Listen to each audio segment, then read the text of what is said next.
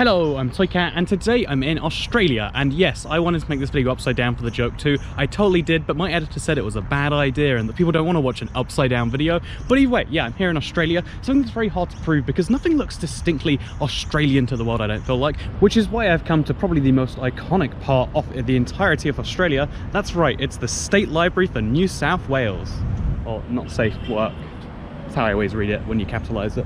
Okay, I changed my mind. I'm in New Zealand now, but I am still in the New World, as you might call it. This is something interesting that I never really pieced together, that there are 6 continents that you can live on Earth. We're going to exclude Antarctica. But of the 6 continents on Earth, you can divide them into 3 and 3 with regards to whether it's New World or Old World. With regards to whether the people who have lived there have, descended from people who lived there thousands or tens of thousands of years ago, or whether they're people who descended, who lived there for tens or hundreds of years. It really is a stark difference with regards to whether they are places that people have settled within recent memory, or whether they're places that people settled in distinct far past.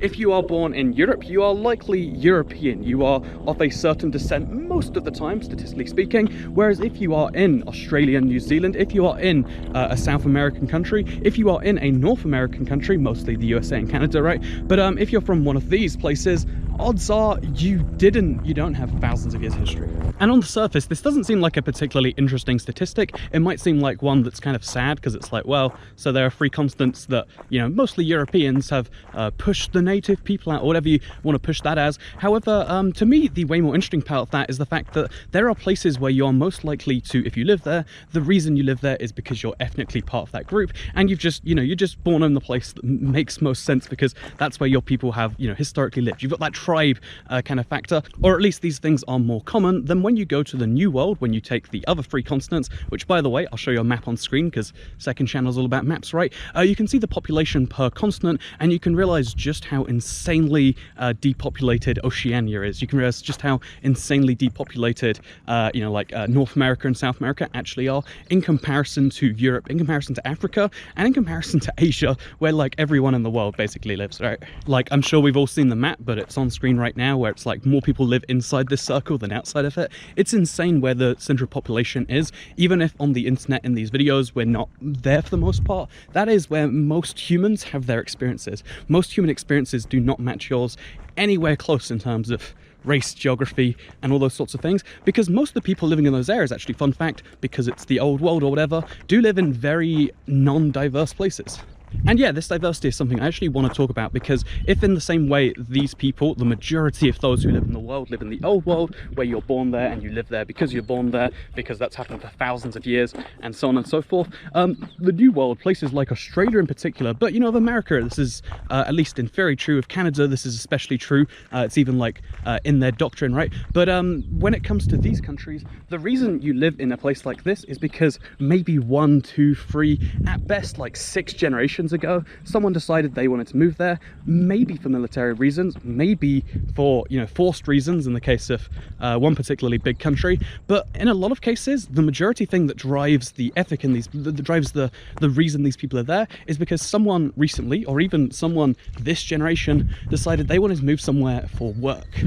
It doesn't take a genius to look at a map of average GDP per capita for every country and realize that, like, wait a minute, Australia, the USA, Canada, places that are at least in theory welcoming to a lot of people, these places, turns out you can make a lot more money than your home country. So if you value money, if you value work, if you value those sorts of things, and you're willing to be mobile for it, you'll move to one of these countries. People in these countries are driven here not necessarily by the things that drive them back home, but they're driven here by that desire for cash, money, economics, etc. And the reason that's so interesting is because that really affects the political discussion that you should be having. I think that really when it comes to, because a lot of people, I hate this, but it's a thing that just is standard in the world, it seems. People are just like, they get into a side of politics, and then they assume that side is worldwide true. Like, if you're on the left in America, you should be on the left in the UK. If you're on the right in the UK, you should be on the right in America. Like, I can see the core of why, because on some fundamental level, all politics is driven by emotion and your fundamental traits more than it's driven by your actual policy decisions, as sad as that is for our species.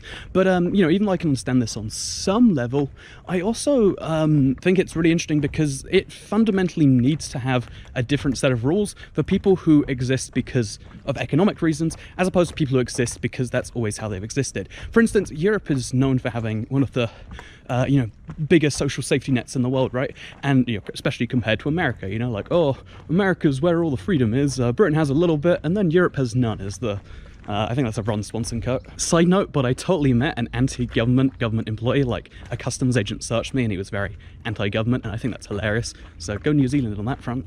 But yeah, I think fundamentally when it comes to talking about different countries, you need to start realizing that they have very different needs and goals, and especially when you think about something as big as that gap between, again, countries where you're born because that's just where you are, and countries where, like people move there explicitly for the purpose of work and bettering their life and economics, etc.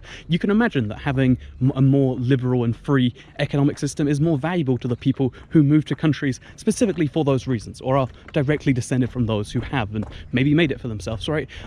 It's a really interesting difference because at some point it will be, dissolved. At some point there will be ethnic I think there are people who are Native Americans who are white who have just lived there for 200 years. What makes them not, besides the fact that they're not the group you usually associate that with? There are Native Australians, there are Native, all these sorts of people, and even though the terms don't apply, and even though it's not as Native, it is still on some level that, right? And the reason I mention this is not to get people upset and be like, hey, Toy Cat, white people can never be natives in places they're not from, but I mention it because I think it fundamentally changes the discussion you have here. When you're talking about a tribe full of people, some of whom are rich, some of whom are poor, for reasons that can go back thousands of years, especially when there's been a giant tragedy in the last 100 years, it makes sense that most European countries, especially when you look at, let's think of an egregious example, Belgium or France or whatever else, these countries have super rigid safety nets. Even Germany, which is the most economically forward of European countries besides the UK, perhaps we could say, even they have a really strong system. They have a lot of checks on it, they have a lot of limitations to make sure you're honest about it, but they still have a very strong social safety net. There's a big thing of like, we need to look after everyone, and although that should be a thing everywhere on some level, there should be protections for everyone. You can see how in a place like Australia, I've just spent about a better part of a week in Melbourne and Sydney, and I've been to a lot of cities in America, and you can see how there are a lot of people who are in that first gen who are driving, working themselves crazy because they want to make that thing happen, and that is something you don't see as frequently in the old world, right? Maybe this is a weird discussion about politics with a geography backdrop, but one of the things I totally have noticed in my visits between continents is that key principle. Small little tangent here, but for some reason on the way down I found these little tree trunks with little house doors in them. Isn't that just the cutest thing you've ever seen? If it's not the cutest thing you've ever seen, then I don't know what's wrong with you. Also, I want to know this, if you're a walking person, then what's the deal with all these like stacked rocks? Someone clearly has to do it, right? Like, this is not a natural phenomenon, but who's doing it and why? And why is it like grouped in such an area? Is this like a cultural thing? Is this like, what's the deal there? Let me know, because I see this every now and then, and at first I thought like, wow, that's a cool natural rock formation, but they're rocks stacked on top of one another. So let me know. I don't understand the world. That's why I make these videos. I try to understand it, and I try to let you know what I think I've just understood, and then I like hearing your comments about it, because the big thing here, the underlying issue that really is, it's all out there but it's hard to piece it all together, is that there are countries banded together by ethnicity, and there are countries banded together not by that in the slightest. They're banded together through their common desire to make something great.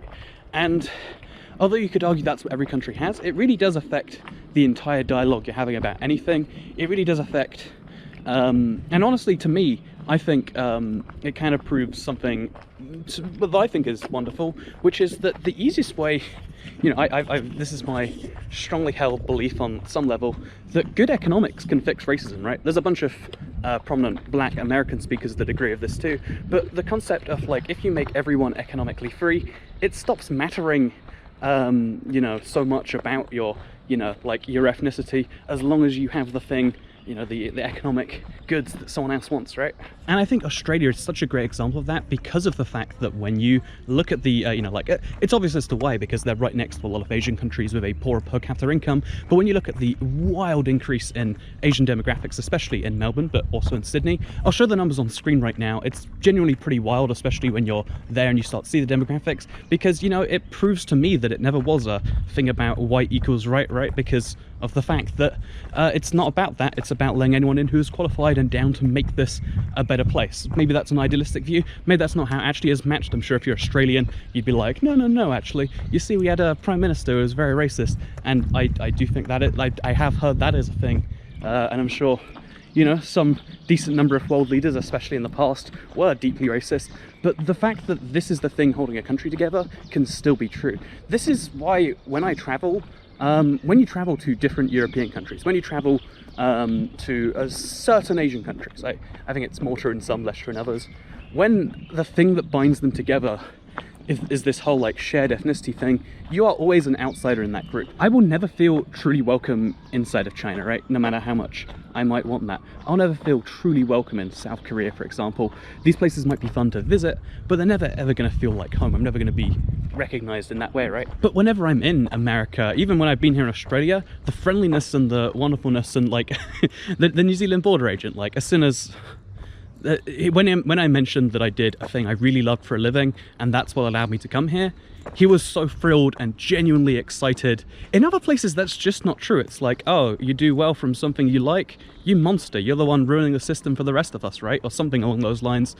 And I've never really liked that. I've always thought, you know, of economics as being the great leveler if you can have them be free enough. And that is why I feel so much more at home in Australia or New Zealand, or if you want to or, you know, perhaps the USA in a lot of places, you might want to say like, well, that's because of the white card thing, or the English thing, and those might be factors, but also in Singapore, you know, a place that's nothing about that, because the big driving goal behind Singapore, the big driving goal between the big cities here is about, let's all do a thing, as long as you're doing your thing, I'm hyped, you're here, you've got the same kind of status as everyone else. And I've always liked that. Maybe what I'm really saying here is having a class system sucks. Maybe what I'm really saying here is having thousands of years of history that dictate how the present works sucks. And I can see why that would make you into a more distributionist, egalitarian person when you live inside of Europe. But maybe the reason I think that is because I've always worked for people in these countries. The only thing that's allowed me to, I guess, escape the situation I was born into, where, you know, things might not have gone well until way deeper into my life. The only reason I could have money growing up, because I didn't grow up in a particularly rich household, is because on the internet there's a lot of Americans, or it was mostly always Americans. I've always been paid in US dollars, but sometimes Australians and the occasional you know, Canadian mixed in there too. But these people are on the internet willing to hire some child labor to get their stuff done, and that sounds awful on the surface, but as a child who wanted to sell their labor, in reality I was doing things I really enjoyed, so calling it child labor is probably a terrible way to sell my point, but I was doing things I really enjoyed, and they allowed me to, you know, make these, like, you know, like at 14, I ran my own business, and the only reason I could run that own business is because I was selling advertising to people who needed it, mostly in these countries, who can afford it because they have a much higher standard of living, which can exist because they have a much, you know, wealthier economic system. Whatever drives that is down to you to say.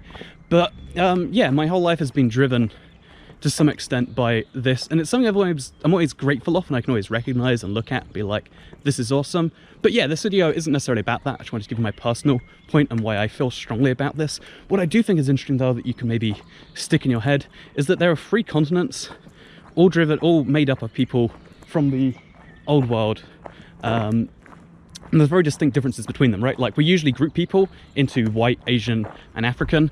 I really don't like that at all, but whatever, we do it. We go white, black, and somewhere in between for whatever reason. But yeah, we group people into three big categories, and these categories respond to the 3 continents. But in the rest of, and you know, like, and if someone is white, you can, if someone is British and you know they live in Europe, you can assume they live in the UK. If someone is European, you know, if there's a white guy in Asia, you can assume he's probably there as a tourist, not as, you know, or at least has just moved there recently or whatever. And this is something interesting that is actually slowly changing. This is something which, you know, maybe for better, maybe for worse, is going to change dramatically. Most countries, most European countries, do accept something like 1% of their population a year as migrants from other countries. The UK, I know the UK statistic is on screen right now, but we got about 65 million people. We do accept somewhere close to 1 million a year, or it's deep into the hundreds of thousands. It probably has changed because of Brexit. You can see the numbers, wow. But wait, sure, year by year to see if I was right about that fact, because I imagine it's still going up until like now. Like it probably kept going up until literally 2018. But you know, these the old world is changing to be more like the new world, and I think that's a good thing. But also, you've got to acknowledge why, what, where, and how, I guess. And yeah, maybe it's something you didn't think about. Or maybe it's something that's blindingly obvious to everyone that only hit me literally, you know, 4 years into traveling on my second time in New Zealand. But yeah, it's been on my mind a lot, and now it's on your mind, hopefully. Do you think the old world should be more like the new? Do you think the new world should be more like the old? Do you think there should be more ethnic cohesion or cultural cohesion or whatever else? I'd love to know, because the way I kind of like the world, or imagine the world, is if every country can kind of be its own unique thing, and you can move to whatever country fits your values. You know, if you are a super cultural conservative, Japan does exist. You know, if you are a super liberal person, California does exist, right? I don't know how it really fits in the US in that regard, but if you are a super efficient, ordered person, Germany does exist, right? There's lots of places around the world that fit lots of different values, and I wonder sometimes whether blending that all together is going to be better or worse for us all. For instance, my editor, who is putting this video together, he is a Belgian man who decided to live in the UK. He can bleep this out if he doesn't want me saying, but it was for love reasons, right? But I assume also there's something about the British etc. he just gets. He speaks English amazingly well. Good guy. By the way, check out his channel, link down below, if you want to learn about historical concepts and whatnot, especially in London too. I explained you can do so.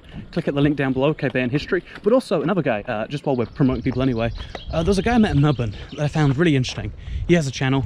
A lot of it's on trains and stuff like that, but I found him to be such an interesting dude because he was an American who lived in Japan for a bit, moved to Hawaii, you know, kind of half Japan, half US, maybe that's offensive, debatable, whatever, but like moved to Hawaii with a Japanese girl and then moved down to Melbourne, where they now live together and talk exclusively Japanese except to strangers. And I found it to be a really interesting chat. Maybe you think that's a really interesting kind of deal for a person to be, right? Like, you know, American lives in Australia, speaks exclusively Japanese, or near exclusively Japanese. But yeah, maybe you find that interesting, maybe you don't. But I think there's channels down below. And the reason I mentioned the second one is because YouTube removed the monetization because of those new 1,000 subscriber rules. And he's just over 600 right now. So go subscribe if you like it, and then that way your boy can get paid. You know, you don't even have to like him. You just have to dislike YouTube, because then YouTube has to give him money. Yeah, you show them who's boss. But yeah, I've had a really wonderful time here in the Southern Hemisphere. I will actually be back to normal videos soon. I have a series idea in my head that I really want to do.